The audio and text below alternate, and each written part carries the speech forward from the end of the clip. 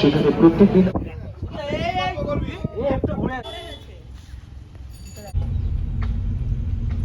Welcome to travellers लेन। मैं आपका host and दोस्त नीलाब्जोनयन मुखर्जी निकल पड़ा हूँ एक ऐसी जर्नी पे जिस सफ़र को आप लोग एक्सपीरियंस करेंगे मेरे साथ, मेरे नज़र से। तो चलिए, लेट्स एक्सप्लोर द वर्ल्ड।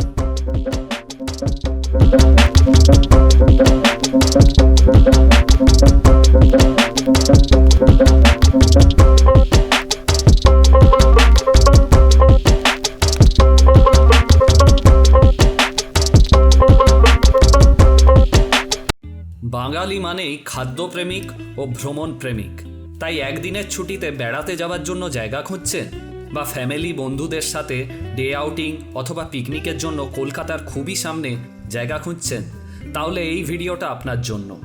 ভিডিওটাকে স্কিপ না করে পুরো ভিডিওটা দেখুন। এই ভিডিওতে আমি নীলাব্জোনয়ন মুখার্জি নিয়ে চলে এসেছি আপনাদের কাছে কলকাতা শহরের খুব কাছে ঘুরতে যাওয়ার জন্য অথবা ডে আউটিং আর পিকনিক করার জন্য একটা পারফেক্ট লোকেশন। আমাদের হাতে চাই একদিনের ছুটি থাকুক বা তার বেশি, প্রথম চিন্তা যেটা মাথায় ঘোরে সেটা হলো কোথায় ঘুরতে যাব আর কি খাবার পাবো। তাহলে চলুন, শীতের সকালে ঠান্ডা হাওয়া গায়ে লাগাতে লাগাতে চলুন আমার সাথে হাতে হাত ধরে এক নতুন জায়গার সন্ধানে।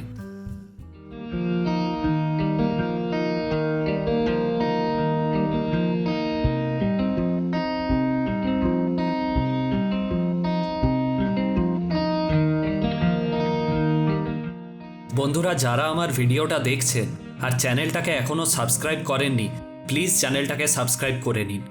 আর আপনারা সাবস্ক্রাইব করলে এই চ্যানেলটা আরও গ্রো করবে। আর হ্যাঁ, বেল আইকনটাকে অবশ্যই ক্লিক করুন, তাহলে আমার যে কোনো নতুন ভিডিও সবার আগে আপনার কাছে পৌঁছে যাবে। আর ভিডিওটা ভালো লাগলে ভিডিওটাকে বেশির থেকে বেশি লাইক করুন এবং শেয়ার করুন আপনার বন্ধুবান্ধব ও ফ্যামিলি মেম্বার্সদের মধ্যে।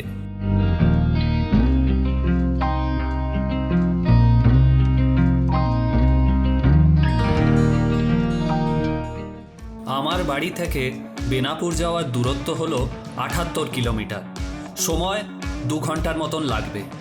বাগুইহাটি ফ্লাইওভার হয়ে এয়ারপোর্ট 1 নম্বর গেট থেকে ডান দিকের রাস্তা ধরে কিছুটা এগোতেই লেফটে ধরে নিলাম NH-12। এই রাস্তায় কিছুটা যাওয়ার পরেই চোখে পড়বে একটা ওয়াই জাংশন, সেখান থেকে চললাম খড়গপুর যাওয়ার রাস্তায়।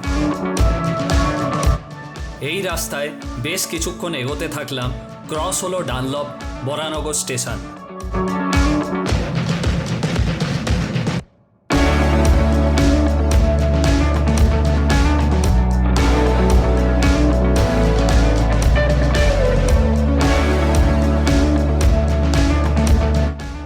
NH-16 ধরে বেশ কিছুক্ষণ এগোতে থাকলাম।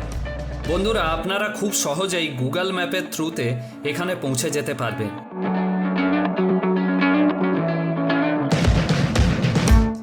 বন্ধুরা, যদি আপনারা পিকনিক করতে চান তাহলে সকাল সকাল বেরিয়ে 10টা-11টার মধ্যে আপনারা এখানে পৌঁছে যেতে পারবেন। অথবা যদি আপনারা ডে আউটিং বা একবেলার জন্য এখানে ঘুরতে আসতে চান তাহলে একটু লেট করে বেরোলে ওই 9টা-10টা নাগাদ যদি আপনি বাড়ির থেকে বেরোন তাহলে ঠিক দুপুরের মধ্যে আপনারা এখানে পৌঁছে যাবেন আর সানসেটও এনজয় করতে পারবেন।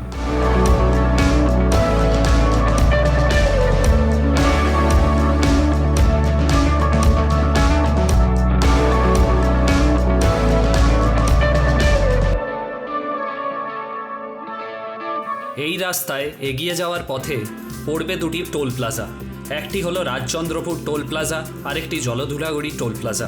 বন্ধুরা, দুটোরই রেট আপনাদের স্ক্রিনে আমি দিয়ে দিয়েছি।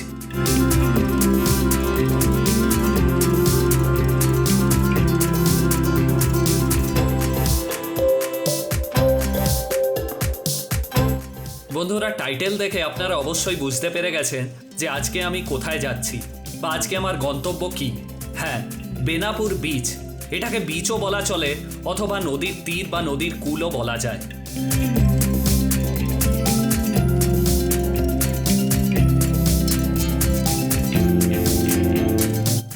বন্ধুরা, যে কোনো জায়গায় লং ড্রাইভে ঘুরতে যাওয়ার একটা আলাদাই মজা ও অনুভূতি আছে, সেটা 200 কিলোমিটারই হোক বা 80 কিলোমিটার। এই যে যাওয়ার সময় যে একটা মনের মধ্যে এক্সাইটমেন্ট খেলা করে যে কখন ওখানে পৌঁছবো আর পৌঁছে জমিয়ে মজা ফুর্তি করব, এই এক্সাইটমেন্টটা বলে ব্যক্ত করা যায় না।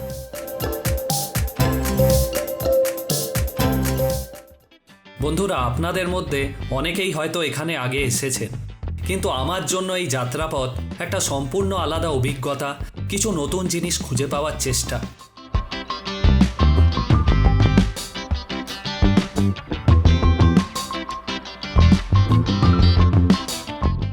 এরপরে টোল ক্রস করে কিছুটা রাস্তা সোজা যাওয়ার পরে আপনাকে ঢুকে যেতে হবে বাঁ দিকে বাগনান শ্যামপুর রোডে।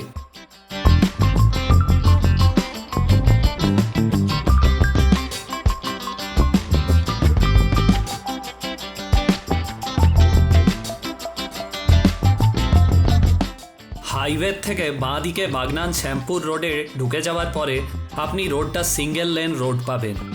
রোড কন্ডিশন খুবই ভালো।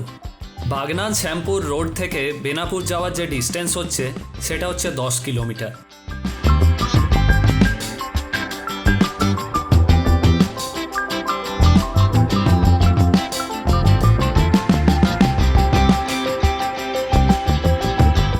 কিছুটা রাস্তা ওই পথে যাওয়ার পরে আপনাকে ঢুকে যেতে হবে ডান দিকে আন্টিলা রোডে, বা ল্যান্ডমার্ক মনে রাখুন আনন্দময়ী মিষ্টান্ন ভাণ্ডার। আমি ঢুকে যাচ্ছি ডান দিকে, আর আমার বাঁ হাতে পড়ছে আনন্দময়ী মিষ্টান্ন ভাণ্ডার, আর এই সোজা রোডটা চলে যাচ্ছে বেনাপুর বিচে।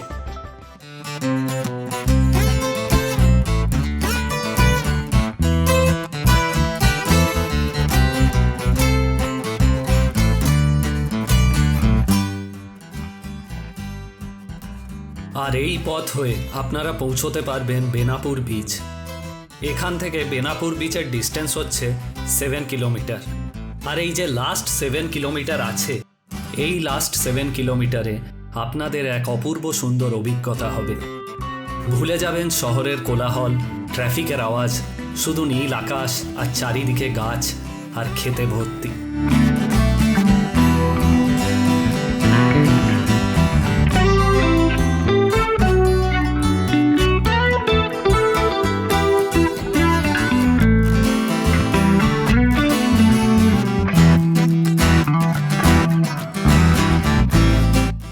এই পথে যাওয়ার সময় আপনি সারি সারি গাছ, লম্বা লম্বা বট গাছ এবং অজস্র ক্ষেত আপনি দেখতে পাবেন, আর এই সব দেখে আপনি মুগ্ধ হয়ে যাবেন। এই গ্রামের রাস্তার সৌন্দর্য উপভোগ করতে করতে আপনি সোজা চলে যাবেন কিছুটা দূর। তারপরে আপনাকে বাঁ দিকে একটা টার্ন নিতে হবে, সেখান থেকে আপনি সোজা চলে যাবেন বেনাপুর বিচ। কিন্তু এই রোডটা খুবই সরু, দুদিকে আপনি গ্রামের ঘর পাবেন, এবং এখানে গাড়ি খুব সাবধানে চালাবেন, কারণ গরু ছাগল এই রাস্তায় উঠে ঘুরে বেড়াচ্ছে। আমরা কলকাতা শহরে থাকা মানুষজন সচরাচর এই রকম একটা পরিবেশ দেখতে পাই না, বা দেখার সুযোগও পাই না। তাই এই রকম একটা পরিবেশ গ্রামের ভেতর দিয়ে যাওয়া দেখেই আপনার মন খুশি হয়ে যাবে।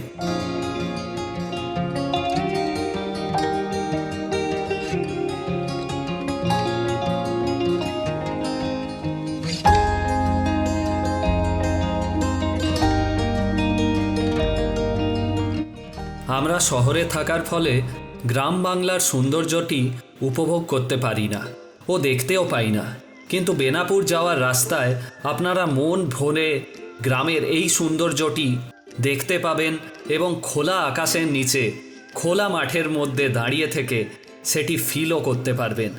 বেশ কিছুক্ষণ দাঁড়িয়ে যান, দেখুন এই সুন্দর পরিবেশটি, এক গ্রাম বাংলার অপরূপ দৃশ্য।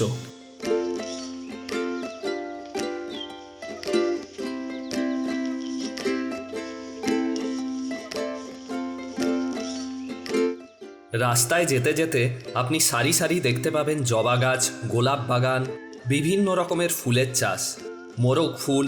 এইগুলো বিক্রি হয় হাওড়া, কোলাঘাট, এবং এই গাছ সমেত প্যাক করে নিয়েও যাওয়া হয় বাইরের দেশে, বাইরের স্টেটে। আরও দেখতে পাবেন ভগবানের মাটির মূর্তি তৈরি করা, যা আমরা দেখে থাকি কুমারটুলিতে।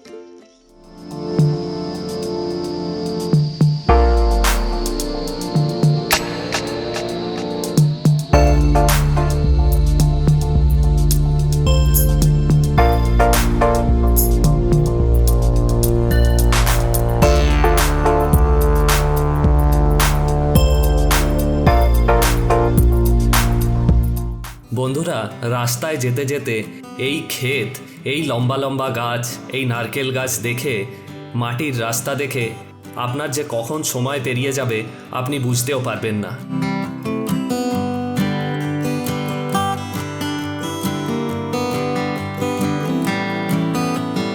এই লাস্ট 3-4 কিলোমিটার যাওয়ার সময় দেখতে পাবেন রাস্তার দুধারে নানা ধরনের জলাশয়, ছোট ছোট পুকুর, ধানের ক্ষেত।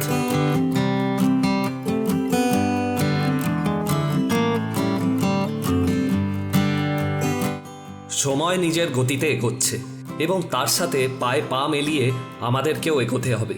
তা বলে এমন না হয়ে যায় যে সময়ের সাথে তাল মেলাতে গিয়ে জীবনের কিছু সুন্দর মুহূর্তগুলো আমরা তাড়াহুড়োতে নষ্ট করে দিই।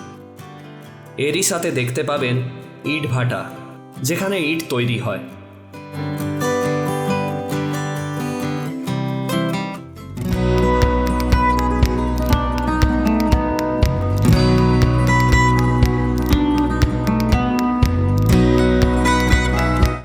দেখতে দেখতে বেশ কিছুক্ষণ অপেক্ষার পর আমরা পৌঁছে গেলাম বেনাপুর বিচ বা বেনাপুর নদীর তীর।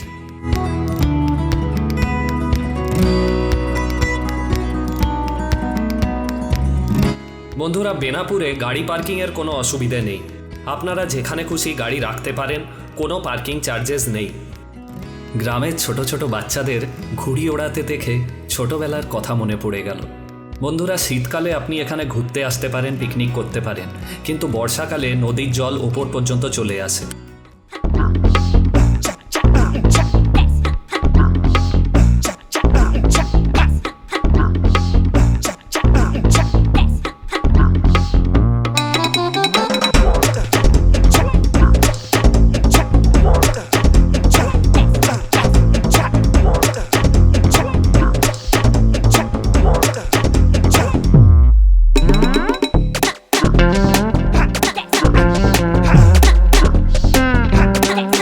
বন্ধুরা, পিকনিক করার জন্য বেনাপুর বিচে কোনো রকমের কোনো চার্জ নেই। এখানে যে যার নিজের মতন করে পিকনিক বা ডে আউটিং করছে। বন্ধুরা, এই ঘুড়ি ওড়ানো দেখে ছোটবেলার কথা মনে পড়ে। ঘুড়ির জন্য বন্ধুদের সাথে ধস্তাধস্তি, মারামারি, ঘুড়ির পেছনে দৌড়নো, এই সব এখন যেন এক মনের কোণে স্মৃতি হয়ে রয়ে গেছে।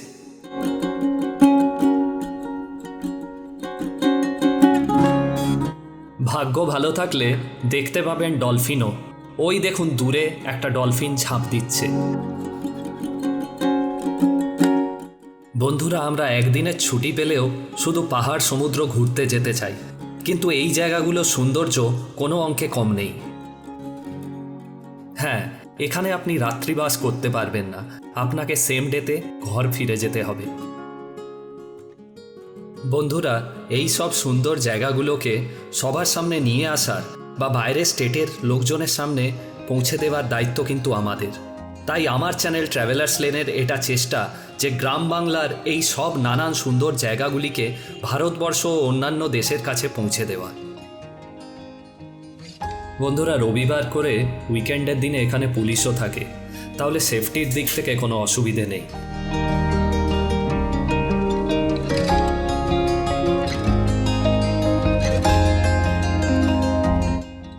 শীতকালে দুপুরবেলায় নদীর ধারে নদীর হাওয়া গায়ে লাগিয়ে রোদ পোহাতে বেশ ভালোই লাগবে। বন্ধুরা, এখানে খাবারের দোকান সেভাবে কিছু নেই। এই টুকটাক মুড়ি, চা বা মশলা মাখানো শশা এই সবের দোকান আছে, তাই খাবার আপনাকে নিজের সঙ্গে নিয়ে আসতে হবে। বন্ধুরা, নদীর পাড়ে বসে থেকে আপনার বেশ কয়েক ঘন্টা কেটে যাবে, আপনি বুঝতেও পারবেন না। এখানে বসতে হলে আপনাকে বাড়ির থেকে মাটিতে পাতার জন্য কিছু নিয়ে আসতে হবে, কারণ এখানে জমিটা ভেজা জমি।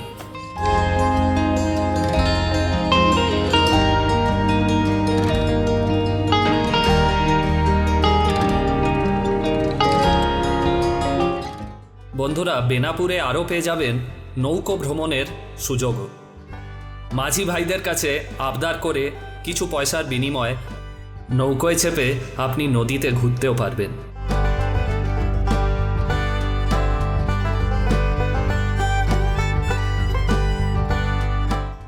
আচ্ছা, এখানে টয়লেটেরও ব্যবস্থা আছে, লেডিস জেন্টস দু রকমেরই টয়লেট আছে, তো টয়লেটের কোনো অসুবিধে হবে না।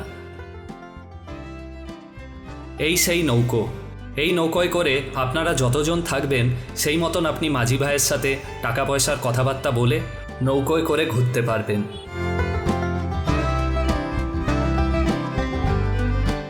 তোমার কোনো বাঁধন নাই, তুমি ঘর ছাড়া কি তাই, এই আছো ভাটায় আবার এই তো দেখি জোয়ারে, বলো কোথায় তোমার দেশ, তোমার নেই কি চলার শেষ ও নদীরে।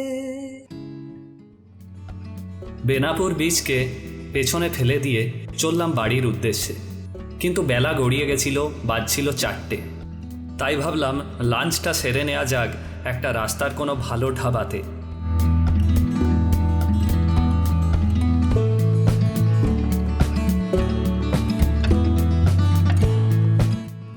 বন্ধুরা, আপনারা যখন বেনাপুর আসবেন আপনারা এখান থেকে সানসেটটা দেখে ফিরতে পারেন, কারণ এখানে সানসেটটা খুব ভালো দেখা যায়। আর আরেকটা জিনিস, এখানে রাস্তায় সেইভাবে স্ট্রিট লাইট আমি দেখতে পেলাম না, তাই চেষ্টা করবেন রাত্রি হওয়ার আগেই এখান থেকে বেরিয়ে যাওয়ার।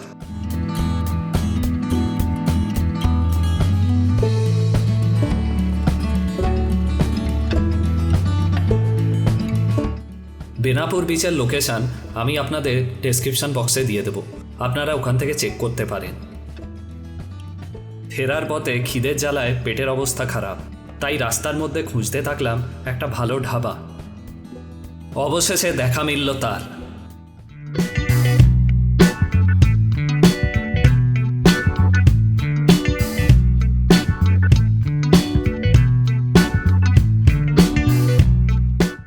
হাইওয়ের ওপর এই ধাবাটার নাম ঝিলিক রেস্টুরেন্ট।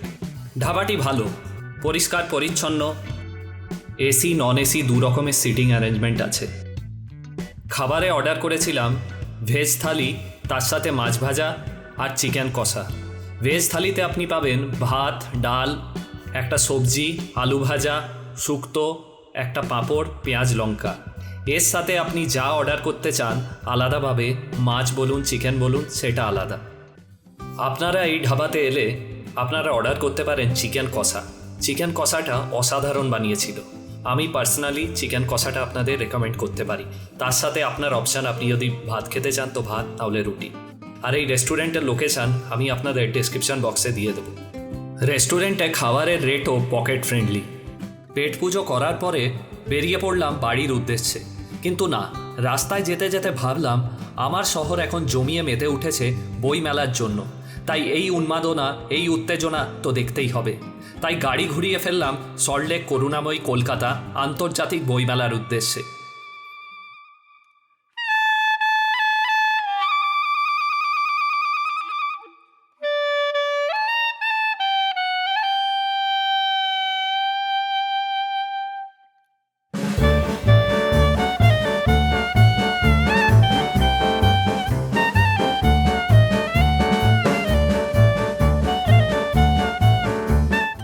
এই হলো কলকাতা আন্তর্জাতিক বইমেলা। বইমেলা সম্বন্ধে আমার আলাদাভাবে কিছু বলার নেই, আপনারা ভালোভাবেই জানেন, আপনারা সবাই এখানে এসেছেন, ঘুরেও গেছেন।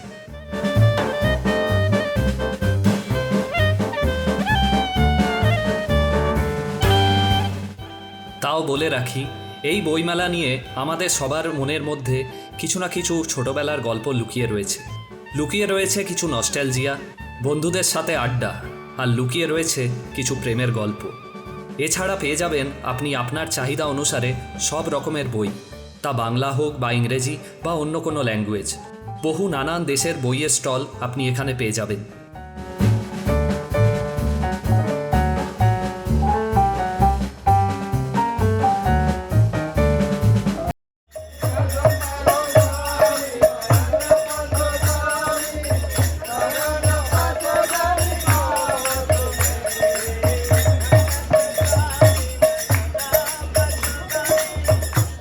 সাথে পেয়ে যাবেন নানা ধরনের খাবারের স্টল। খাবারের মধ্যে পেয়ে যাবেন নানা ধরনের ভ্যারাইটির খাবার দাবার, মিওমোর থেকে শুরু করে ডমিনোজ, সব কিছু আপনি এখানে পেয়ে যাবেন। স্ন্যাক্সের মধ্যে পাবেন fish fry, chicken roll, chow mein, আর দেখতে পাবেন বন্ধুদের সাথে বসে চায়ের কাপে চুমুক দিয়ে আড্ডা মারা। সব কিছু মিলিয়ে এক জমজমাট ব্যাপার। আমি অবশ্য সেইভাবে কিছু খাবার দাবার খাইনি, কারণ দুপুরবেলায় অনেক লেট খাবার জন্য। তাও বিকেলবেলা আমি অর্ডার করলাম চাউমিন আর চিলি চিকেন।